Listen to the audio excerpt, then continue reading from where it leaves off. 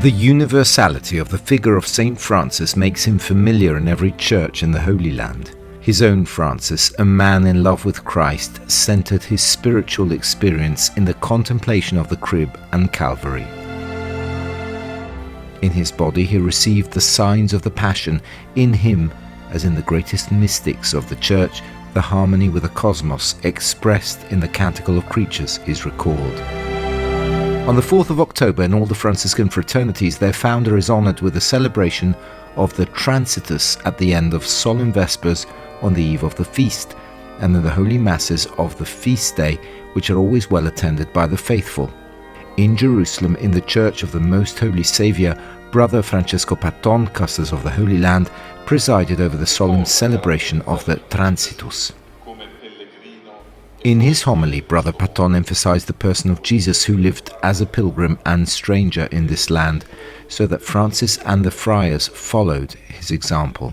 Saint Francis lived his whole life as a trance, that is, as a passage.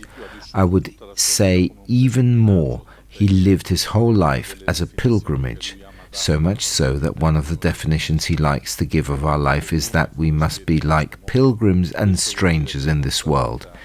This means that our life must be one in which we trust the Father above all.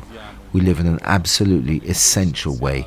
We go out to meet others in a trusting and begging way, and in the end, when it is also time to close our eyes, we know how to place our life entirely in the hands of the Father, like Christ on the cross. During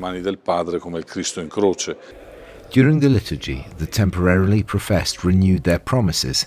Young people came from many parts of the world, attracted by the life of Saint Francis, both for his way of giving himself to God in a spirit of gratitude and for his ability to leave everything and strip himself, having only God as his Father. Since I was a child, I have received Christian values from my family, my parents, my grandparents. I always had the desire to be an acolyte. Then I thought how I could serve God more deeply. And so when I grew up, I went on a mission together with a Franciscan priest I met in my homeland. And so I liked to follow this way of life. E così mi è piaciuto seguire in questo stile di vita. Leggendo qualche scritti di San Francesco. Reading a few pages of St. Francis, I stopped where he stripped himself before his father and then the bishop to give up everything he had, and that the only father he has now is God. There it threw me, because if a young man like St. Francis, who had a rich father, did this for the Lord to follow Jesus, so who am I? And from there I had this feeling of asking to also be like the Franciscans, to follow Jesus through St. Francis. The wish I make is precisely to take on this way of life of St. Francis. I think also in a context like the one in which we find ourselves strongly marked by conflict, by war. It is easy for one to get caught up in fear, discouragement, negative feelings, but if one lives with a pilgrim's spirit, even in a situation like the one we experience, one is at peace, one is serene. I know that my life is in God's hands. Io so che la mia vita è nelle mani di Dio. A very touching moment is the reading of the Transit of St. Francis, with the words and gestures made on that evening at the convent of the Porziuncola in Assisi.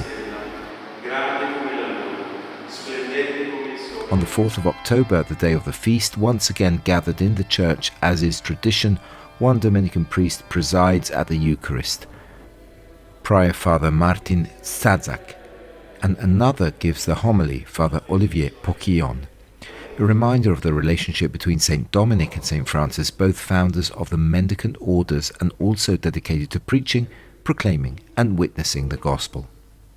Il fatto che viene raccontato in alcune delle biografie di una idea. The fact that they have told you in some of the biographies of an initial idea almost to merge the two orders, which in fact Francis does not want because he knows that the charisms are different. But this has led to this tradition of exchanging the presidency and preaching on the day of our respective patron saints.